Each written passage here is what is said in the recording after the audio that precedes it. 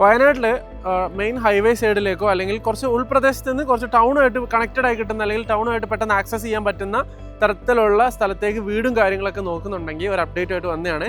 1 acre സ്ഥലത്ത് ഏകദേശം 1300 മേലെ സ്ക്വയർ ഫീറ്റ് ഉള്ളൊരു വീടുണ്ട്.